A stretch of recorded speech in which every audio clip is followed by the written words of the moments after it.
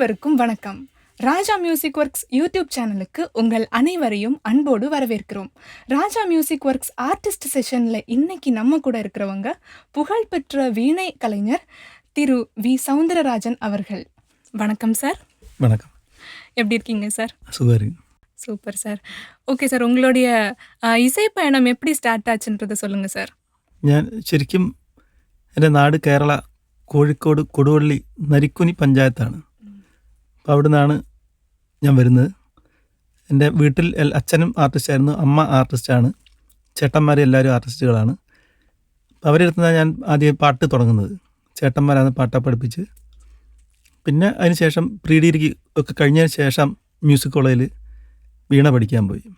Okay sir, அப்போ நீங்கள் வீணை காலேஜ் படிக்கும்போது தான் ஸ்டார்ட் பண்ணீங்களா சார்? അതെ, വീണ കാണുന്നത് ശരിക്കും മ്യൂസിക് കോളേജിൽ വന്നതിന് ശേഷം ഇൻ്റർവ്യൂവിനൊന്ന് കണ്ട് അങ്ങനെയാണ് തുടങ്ങുന്നത്. മ്യൂസിക് കോളേജിൽ ആദ്യം നമ്മൾ ക്ലാസ് എടുത്തത് B Balakrishnan Potti sir, Palakkad music കോളേജിൽ പ്രൊഫസറാണ് ക്ലാസ് തുടങ്ങിയത്.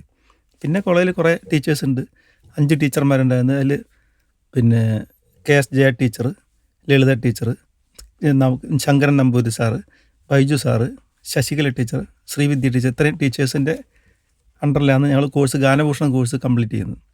അത് കഴിഞ്ഞ് ഗാനഭൂഷണം ഫസ്റ്റ് റാങ്കോട് കൂടി പാസ്സായി.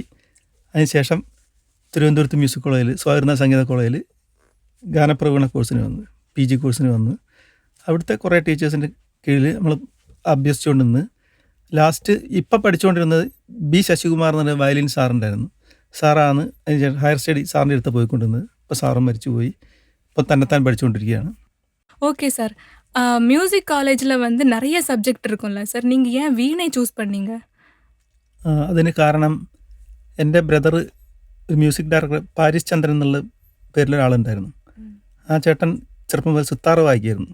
അപ്പോൾ സിത്താറ് വായിക്കുന്നത് കണ്ടിട്ട് അപ്പം ഞാൻ സിത്താറ് പഠിക്കാൻ വേണ്ടി ഒരുങ്ങി എന്നെ കൽക്കത്ത ശാന്തി നികേതനിൽ വിടാനുള്ള ഒരു തീരുമാനത്തിലായി. അപ്പം ഞാൻ വീട്ടിൽ അധികം ഇളയാളാണ്. അപ്പോൾ അമ്മയ്ക്കൊക്കെ ഭയങ്കര വിഷമം, ദൂരേക്ക് വിടണ്ട, കൽക്കത്ത കുറേ ദൂരെയാണ്, അപ്പോൾ അതുകൊണ്ട് അങ്ങോട്ട് വിടണ്ട എന്നുള്ള തീരുമാനത്തിലായി. അങ്ങനെയാണ് ചേട്ടൻ തീരുമാനിച്ചതാണ് മ്യൂസിക് കോളേജിൽ വീണ പഠിക്കാൻ പോയാൽ മതി, നന്നാവെന്ന് പറഞ്ഞു. അങ്ങനെയാണ് വീണ പഠിക്കാനുള്ള വീണ ഇതിലേക്ക് വന്നത്. ശരിക്കും ഞാൻ ആദ്യം പഠിച്ച പാട്ടാണ്. പിന്നെ സ്കൂളിൽ പഠിക്കുമ്പോൾ പാട്ടുകൾക്കൊക്കെ അന്ന് കോമ്പറ്റീഷൻ പങ്കെടുത്തുകൊണ്ടിരുന്നത്. പിന്നെ തബല പഠിച്ച്, തബല ആർട്ടിസ്റ്റായിട്ട് കുറേ ഗാനമേളയ്ക്കൊക്കെ പോയിട്ടുണ്ട്. അങ്ങനെ വായിച്ചുകൊണ്ടിരിക്കുന്ന സമയത്താണ് മ്യൂസിക് കോളേജിൽ വീണ പഠിക്കാൻ വേണ്ടി പോയി ചേരുന്നതും തുടങ്ങിയതും. ഞാൻ മ്യൂസിക് കോളേജിൽ ഇൻ്റർവ്യൂവിന് ചെന്നപ്പം ആണ് ആദ്യമായിട്ട് വീണ കാണുന്നത്. ഇൻ്റർവ്യൂവിന് ചെന്നപ്പം അപ്പം അന്ന് മൊയ്തീൻ സാർ എന്ന് പറഞ്ഞ സാറാണ് പ്രിൻസിപ്പൽ. അപ്പോൾ സാറിനറിയാം ഞങ്ങളുടെ നാട്ടിൽ വീണയൊന്നുമില്ല, അന്ന് TV ഒന്നും പ്രചാരത്തിൽ നിലവിലില്ല, വീണ കണ്ട് കാണാൻ വഴിയില്ല സാറിനറിയാം. അപ്പം ഈ പ്രിൻസിപ്പൽ റൂമിൽ വീണയും വെച്ചിട്ടുണ്ട്, തമ്പുരും വെച്ചിട്ടുണ്ട്. ഇതിലേതാ വീണ എന്ന് പ്രിൻസിപ്പലിനോട് ചോദിച്ചു. അപ്പം എനിക്ക് സംശയമായി, ഇത് ഏതാ വീണ ഏതാ തമ്പുരു എന്നുള്ളത്. അപ്പോൾ അന്ന് ഞങ്ങളെ പ്രൊഫസർ അപ്പോൾ അങ്ങനെ എടുത്ത് മടിയിൽ വെച്ചിട്ട് ഇങ്ങനെ വായിച്ച്, ഇതാണ് വീണ, ഇതിങ്ങനെയാണ് വായിക്കുന്നത് പറഞ്ഞ് കാണിച്ചു തന്ന്. അങ്ങനെയാണ് വീണ കാണുന്നതും. അതിനുശേഷം ഒരു കുറച്ച് മാസങ്ങൾ കഴിഞ്ഞപ്പോൾ കോളേജിൽ ഒരു കച്ചേരി വന്ന്, ഈ അനന്തപത്മനാഭ സാറിൻ്റെ വീണ കച്ചേരി വന്ന്. അത് വളരെ ഗംഭീരമായിട്ടുള്ളൊരു കച്ചേരി. അത് കേട്ടപ്പോൾ ഇത് ഇത്രയും നല്ലൊരു ഇൻസ്ട്രുമെൻ്റാണ്, ഇങ്ങനെയൊക്കെ വായിക്കാൻ പറ്റുന്നുള്ളൊരു തോന്നൽ വന്ന്. അതിനുശേഷം പിന്നെ ഈ വീണ ഇത് എങ്ങനെയെങ്കിലും ശരിയാക്കി എടുക്കുക എന്നുള്ളൊരു തീരുമാനത്തിലേക്കായി. അങ്ങനെ പ്രാക്ടീസ് തുടങ്ങി. അതിൽ കൂടെയാണ് പിന്നെ വീണയ്ക്ക് കുറച്ച് താല്പര്യം കൂടി വന്നു. ஓகே சார், நீங்கள் நார்மலாக எவ்வளோ நேரம் ப்ராக்டிஸ் பண்ணுவீங்க சார் இந்த வீணை இன்ஸ்ட்ருமெண்ட்டு? അന്ന് പഠിക്കുന്ന കാലത്തൊക്കെ ആണെങ്കിൽ ഫുൾ ടൈം പ്രാക്ടീസിൻ്റെ ആയിരുന്നു. രാവിലെ 3 മണിക്ക് എഴുന്നേൽക്കും, കോളേജിൽ പോകുന്ന വരെ 9 മണി വരെ പ്രാക്ടീസ് ചെയ്യും. അത് കോളേജിൽ ചെന്നാലും വീണ ഞാൻ ക്ലാസ് റൂമിൽ നിന്ന് പ്രാക്ടീസ് ചെയ്തുകൊണ്ടിരിക്കും. പിന്നെ പുറത്ത് പോകുന്ന പരിപാടിയൊന്നും ഇല്ലായിരുന്നു അന്ന്. അങ്ങനെ പഠിച്ചു കോളേജ് വിട്ട് വന്നാലും പ്രാക്ടീസ് ചെയ്തുകൊണ്ടിരിക്കും. രാത്രി 9 മണി വരെ, നൈറ്റ് 9 മണി വരെ പ്രാക്ടീസ് ചെയ്തുകൊണ്ടിരിക്കുകയായിരുന്നു. പിന്നെ അന്ന് ഉറക്കം വളരെ കുറവായിരുന്നു, ഇപ്പോഴും പ്രാക്ടീസ് ചെയ്യാന്നുള്ള ചിന്ത മാത്രമായിരുന്നു. 3rd ഇയർ വരെ തുടർച്ചയായിട്ട് അങ്ങനെ പ്രാക്ടീസ് ചെയ്യുമായിരുന്നു. പിന്നെ അത് കഴിഞ്ഞ് ഗാനഭൂഷണം കോഴ്സ് കഴിഞ്ഞ് ഗാനപ്രവീണ കോഴ്സ് തിരുവനന്തപുരം സ്വാതിർണ മ്യൂസിക് കോളേജിലേക്ക് വന്ന് അവിടെ പ്രാക്ടീസൊന്നും മുടക്കിയൊന്നുമില്ല. പിന്നെ കുറച്ച് പ്രോഗ്രാമിനൊക്കെ പോകാൻ തുടങ്ങി. അങ്ങനെയാണ് പിന്നെ ഈ ചെറിയ ചെറിയ കച്ചേരിക്ക് പോകാൻ തുടങ്ങി. പിന്നെ റെക്കോർഡിങ് ഫീൽഡിലേക്ക് പോകാൻ തുടങ്ങി. 89 ആയപ്പം ഒരു ഫസ്റ്റ് റെക്കോർഡിങ് വന്ന്, അത് തരങ്കിണി സ്റ്റുഡിയോയിൽ, ദാസാറിൻ്റെ തരങ്കിണി സ്റ്റുഡിയോയിൽ. അത് ഫസ്റ്റ് റെക്കോർഡിങ് ഒരു ഫിലിമായിരുന്നു. Okay sir.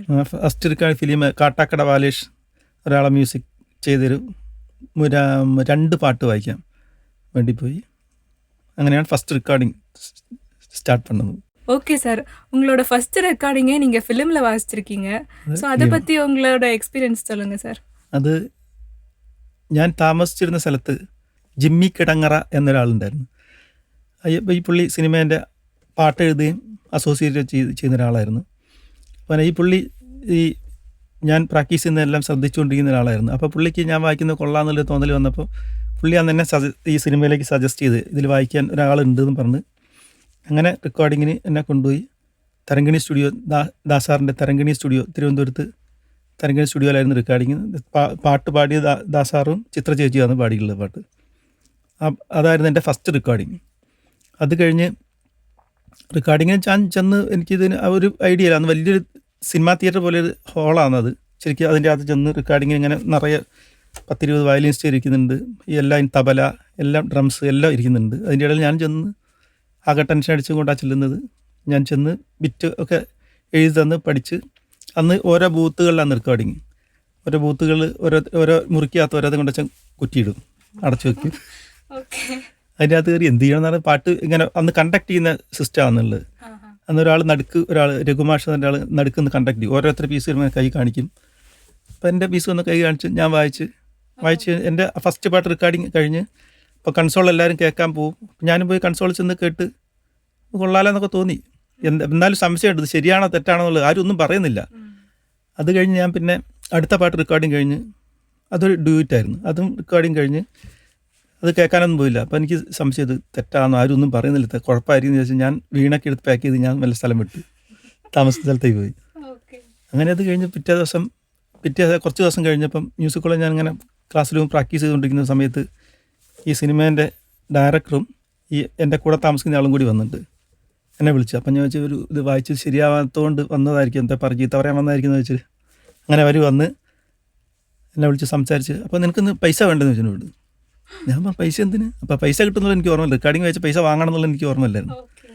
അങ്ങനെ അന്ന് പുള്ളി എനിക്ക് 100 രൂപ എടുത്ത് തന്നു. ഇതിരിക്കട്ടെ എന്ന് വന്ന് 100 രൂപ വന്ന് ഞാൻ പൈസ വേണ്ടെന്ന് പറഞ്ഞ് എന്നാലും ഇരിക്കട്ടെ എന്ന് പോക്കറ്റിലിട്ടുന്നു. അതാണ് എൻ്റെ ആദ്യത്തെ റെക്കോർഡിങ്ങും ആദ്യത്തെ ഈ റെമ്യൂണറേഷൻ കിട്ടുന്നതും. Okay sir. ആ ഫിലിമിൻ്റെ നെയിം എന്താ സാർ? ഫിലിമിൻ്റെ പേര് ഒരു മയിൽപ്പീലി തുണ്ടും കുറേ വളപ്പൊട്ടുകൾ എന്നാണ്. Okay sir. നല്ല ഹിറ്റായ പാട്ടുകൾ, ആ സമയത്ത് നല്ല ഹിറ്റായ പാട്ടുകളായിരുന്നത്. പിന്നെ അതിന് ശേഷം പിന്നെ റെക്കോർഡിങ്ങിലേക്ക് ഇങ്ങനെ ഓരോന്നോരോന്നായിട്ട് വരാൻ തുടങ്ങി. പിന്നെ നിറയെ റെക്കോർഡിങ് വായിക്കാൻ തുടങ്ങി. പിന്നെ ദേവരായ മാഷ് റെക്കോർഡിങ് വായിക്കാൻ തുടങ്ങി. ജി ദേവരായ മാഷിൻ്റെ, പിന്നെ ദക്ഷിണാമൂർത്തി സ്വാമീൻ്റെ ആയി, കെ രാഘവ മാഷ് റെക്കോർഡിങ് ആയി. അത് കഴിഞ്ഞ് ഇങ്ങനെ താഴോട്ട് വന്ന് പിന്നെ ഇപ്പം നിലവിലുള്ള ജെക്സ് ബിജോയ് ഇപ്പം നിൽക്കുന്ന അവരുടെ റെക്കോർഡിങ് വരെ വായിച്ച് അങ്ങനെ നടന്നുകൊണ്ടിരിക്കുക. Super sir. കുറേ രവീന്ദ്രൻ മാഷ കുറേ പാട്ടുകൾ, ഹിറ്റായ പാട്ടുകൾ കുറേ പാട്ടുകളുണ്ട്. Okay sir. மலையாளம் இல்லாமல் வேறு என்னென்ன லாங்குவேஜ் எல்லாம் நீங்கள் வாசிச்சிருக்கீங்க சார்? തമിഴിൽ വായിച്ചിട്ടുണ്ട്, കന്നഡ വായിച്ചിട്ടുണ്ട്, തെലുങ്ക് വായിച്ചിട്ടുണ്ട്, ഹിന്ദി ഡിവോഷണൽസൊക്കെ ഒരുപാട് വായിച്ചിട്ടുണ്ട്, ഭജൻസൊക്കെ ഒരുപാട് വായിച്ചിട്ടുണ്ട്, അറബി പാട്ടിനും വായിച്ചിട്ടുണ്ട്, അതുപോലെ ഇംഗ്ലീഷ് പാട്ടിനും വായിച്ചിട്ടുണ്ട്. അവിടുത്തെ ഒരു സൂപ്പർ സ്റ്റാർ സിംഗറും മ്യൂസിക് ഡയറക്ടറും ഒരു അറബി വന്നിട്ട് തൃശ്ശൂർ ചേതന സ്റ്റുഡിയോ വെച്ച് തന്ന റെക്കോർഡിംഗ് ഉണ്ടായിരുന്നു. അത് ഫിലിപ്പ് എന്ന് പറഞ്ഞ ആൾ ഓർക്കസ്ട്രേഷൻ ചെയ്തൊരു വർക്കിൽ അതിനും വായിച്ചിട്ടുണ്ട്. ഇംഗ്ലീഷ് സോങ് വന്ന് ഒരു സായിപ്പ് വന്നിട്ട് അതും വായിച്ചിട്ടുണ്ട്. അത് എറണാകുളത്ത് സാന്റാ സിസിലി സ്റ്റുഡിയോ വെച്ചിട്ട് റെക്കോർഡ് ചെയ്യുന്നുണ്ട്. പക്ഷെ അവർക്കൊക്കെ വേണ്ട കർണാട്ടിക് മ്യൂസിക് ആയിരുന്നു വേണ്ടത്. ഞാൻ വളരെ കാര്യമായിട്ട് വെസ്റ്റേൺ സ്റ്റൈലൊക്കെ വായിക്കാൻ ചെന്നപ്പോൾ അവർ സമ്മതിക്കുന്നില്ല. അപ്പോൾ പിന്നെ ഈ അറബിക് പാട്ട് നമ്മൾ മാൻഡലിൻ സ്റ്റൈലൊക്കെ ബിറ്റ് കമ്പോസ് ചെയ്തൊക്കെ റെഡിയാക്കി പറഞ്ഞാൽ അത് വേണ്ട, കർണാട്ടിക് മതി പറഞ്ഞാൽ അങ്ങനെ കറക്റ്റ് കരേരപ്പുര രാഗത്തിൽ വന്നൊരു പാട്ടായിരുന്നു എന്നുള്ളത്. ആ രാഗത്തിന് കറക്റ്റ് തന്നെ വേണമെന്ന് പറഞ്ഞ് അങ്ങനെ തന്നെ വായിച്ച്. ഇംഗ്ലീഷ് പാട്ട് തന്നെ ഒരു കർണാട്ടിക് സ്റ്റൈൽ വേണമെന്ന് പറഞ്ഞ് അങ്ങനെ അത് നല്ലൊരു അനുഭവമായിരുന്നു. ശരിക്കും വന്നാൽ നല്ലൊരു എക്സ്പീരിയൻസ് ആയിരുന്നു. Super sir. நம்மளுடைய இசையை வந்து வெளிநாடுகள்லேயும் கொண்டு போய் சேர்க்கறதுக்கான நல்ல ஒரு பாக்கியம் உங்களுக்கு கிடச்சிருக்கு சார். அதே மாதிரி நீங்கள் படிக்கும்போதும் ப்ராக்டிஸ் பண்ணேன்னு சொன்னீங்க. ஸோ இப்போவும் ரெக்கார்டிங் எல்லாம் போயிட்டுருக்கீங்க. இப்போவுமே ப்ராக்டிஸ் தேவையா, இல்லை ப்ராக்டிஸ் பண்ணுறீங்களா, எப்படி சார்? ഇപ്പോഴും പ്രാക്ടീസ് ചെയ്യുന്നുണ്ട്. കാരണം നമ്മൾ ഓരോ മ്യൂസിക്കിനും ഓരോ രീതിയാണ്. ഇപ്പോൾ ഒരു കച്ചേരി ആണെങ്കിൽ പക്ക ക്ലാസിക്കലാണെങ്കിൽ നമ്മൾ ക്ലിക്കിൻ്റെ നോക്കേണ്ട കാര്യമില്ല, നമുക്ക് സൗകര്യം പോലെ വായിക്കാം. പക്ഷേ റെക്കോർഡിംഗ് എന്ന് പറയുമ്പോൾ ക്ലിക്കിൽ വായിക്കണം, അതിന് നമ്മൾ പ്രത്യേകം പ്രാക്ടീസ് ചെയ്യണം. അത്രയും ഗമകം വേണ്ട. ക്ലാസിക്കലിൻ്റെ ഗമകം കുറച്ചൊക്കെ ഇതിന് ആവശ്യമുള്ളൂ. കൂടുതൽ ഗമകം കഴിഞ്ഞാൽ കച്ചേരി പോലെ ഇപ്പോൾ. ഇപ്പോൾ ഡിവോഷണൽ സോങ്ങിന് വേറെ വായിക്കണം, സ്റ്റൈൽ വായിക്കണം. ഫിലിം സോങ്ങിന് വേറെ സ്റ്റൈൽ വായിക്കണം. അതിനെല്ലാം നമ്മൾ പ്രാക്ടീസ് ചെയ്തെങ്കിൽ അതൊക്കെ അതിൻ്റേതായ രീതിയിൽ വരണമെങ്കിൽ പ്രാക്ടീസ് ചെയ്യണം. Okay sir. வீணையை வந்து ராஜவாத்தியம் அப்படின்னு சொல்கிறாங்க. ஸோ இந்த வீணையை பற்றி கொஞ்சம் சொல்லுங்கள் சார். കർണാട്ടിക് മ്യൂസിക്കിൽ എല്ലാ ഗമകങ്ങളും വായിക്കാൻ പറ്റിയൊരു ഇൻസ്ട്രുമെൻറ്റ് വീണ ആണെന്നാണ് വെപ്പ്.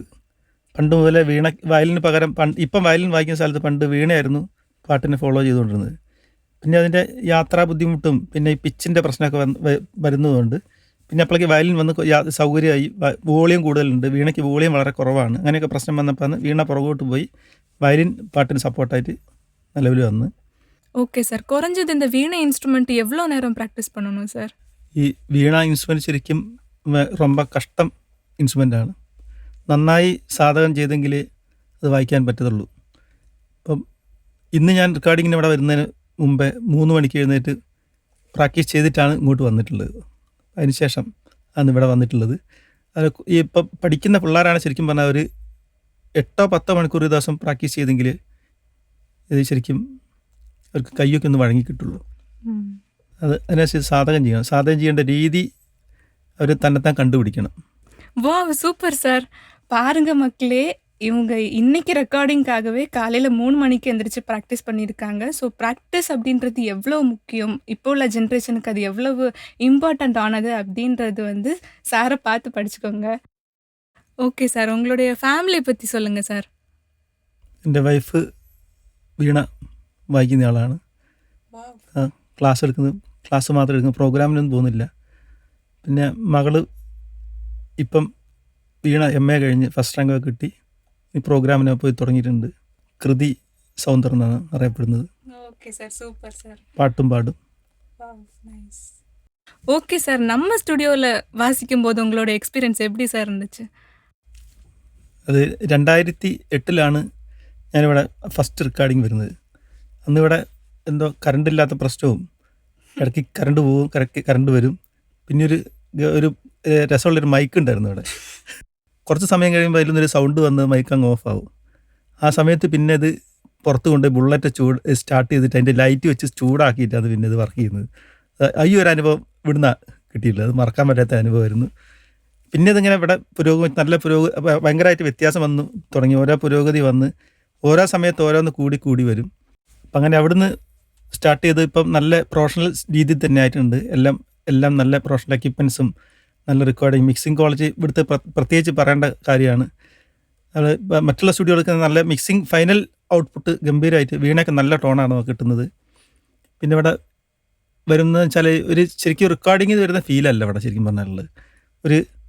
ഒരു വീട്ടിലൊക്കെ വന്നിട്ട് ഇടയ്ക്കിടയ്ക്ക് ചായ കിട്ടും, കഴിക്കാൻ കിട്ടും, പിന്നെ നല്ല തമാശയാണ്, എല്ലാം കൂടിയിട്ട് നല്ല രസകരമായൊരു റെക്കോർഡിങ്. അത് കഴിഞ്ഞ് രാവിലെ വന്ന ഹോംലി ഫീലിംഗ്. അത് കഴിഞ്ഞ് രാവിലെ അവിടെ വന്നാൽ രാത്രി തിരിച്ചു പോകുന്നത് വരെ നല്ല രസമായിട്ട് തന്നെയാണ് പോകുന്നത്. അതിപ്പോഴും പിന്നെ ഈ പരീക്ഷണങ്ങൾ ഇപ്പോഴും നടന്നുകൊണ്ടിരിക്കുകയാണ്.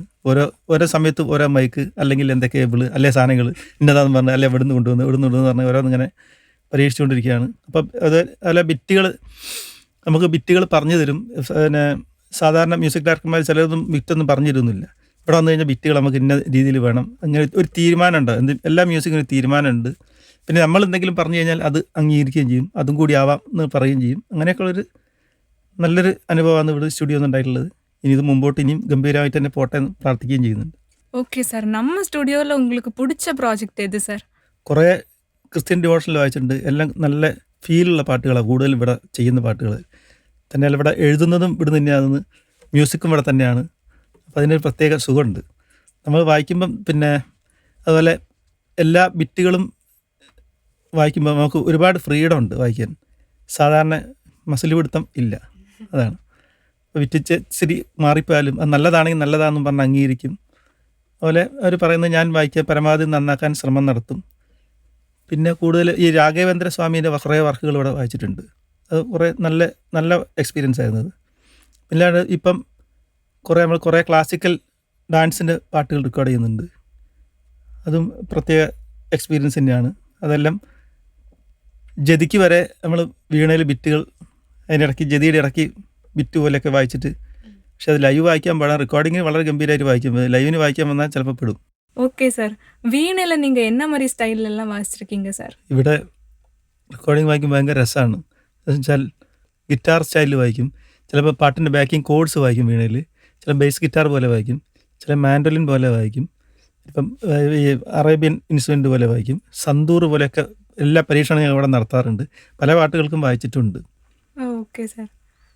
പിന്നെ ഇവിടുത്തെ പ്രത്യേകത എന്ന് വെച്ചാൽ ഈ റെക്കോർഡിങ് എല്ലാം അതാത് ആർട്ടിസ്റ്റുകളെ വിളിച്ചിട്ട് ഇവർ സ്വന്തം കയ്യിൽ നിന്ന് കാശ് ചിലവാക്കിയിട്ടാണ് എല്ലാ റെക്കോർഡിങ് ചെയ്യുന്നത്. ഈ AI സൗകര്യമൊക്കെയുള്ള സമയത്ത് പോലും ഈ ഇൻസ്ട്രുമെൻ്റ് വേണമെങ്കിൽ വിളിക്കാതെ അവർക്ക് ചെയ്യാം. പക്ഷേ അത് ഇതിൻ്റെ ക്വാളിറ്റിക്ക് വേണ്ടി എല്ലാ അതാത് ആർട്ടിസ്റ്റുകളെ വിളിച്ച് വരുത്തി ഒരു സമയമെടുത്ത് നല്ല വൃത്തിയായിട്ട് തന്നെ ചെയ്യുന്നൊരു സ്റ്റുഡിയോക്കാരാണ്. വളരെ സന്തോഷമുണ്ട്.